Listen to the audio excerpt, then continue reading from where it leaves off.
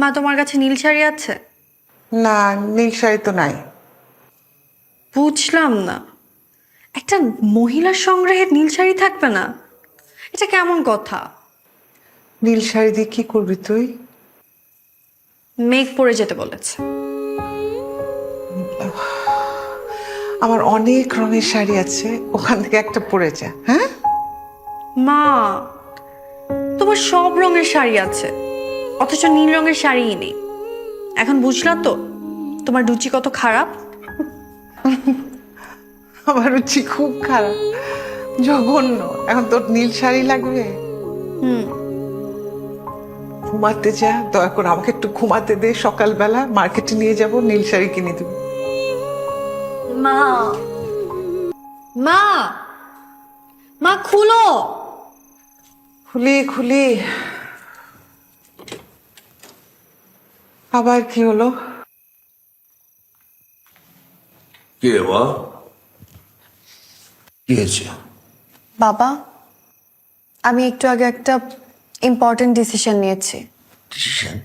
কি ডিসিশন নিয়েছিস? দাঁড়াও, বলছি। শোনো, একটু আগে আমি একটা ডিসিশন নিয়েছি। কি ডিসিশন বল? আমি ঠিক করেছি আমি আমার ঋতু নাম পাল্টে ফেলবো। আমার নাম রাখবো বৃষ্টি। হঠাৎ এই সিদ্ধান্ত নেওয়ার কারণটা কি?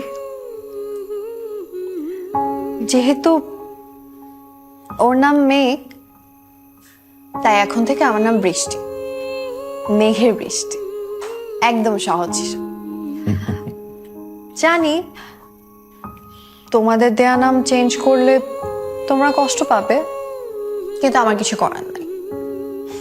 এতদিন এত কষ্ট করে তোকে বড় করলাম, এত সুন্দর দেখে একটা নাম রাখলাম।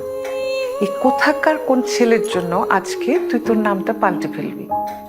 মা, এটা তুমি কি বললা? কেন? কোথাকার কোন ছেলে মানে? শোনো, তোমাকে একটা কথা স্ট্রেট বলি, আজকের পর থেকে কখনো ওকে নিয়ে কোনো উল্টাপাল্টা কথা বলবা না। আরে আমি তো মজা করে বলেছি।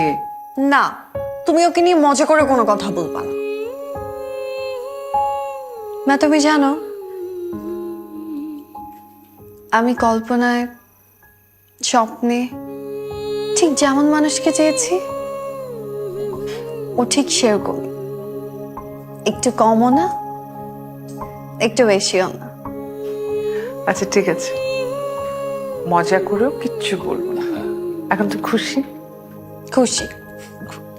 আমরা একটু ঘুমাই, অনেক রাত হয়েছে। ওকে, গুড নাইট। ঋতুর মা, ও সরি, বৃষ্টির মা, আমাকে গ্লাস পানি দাও তো।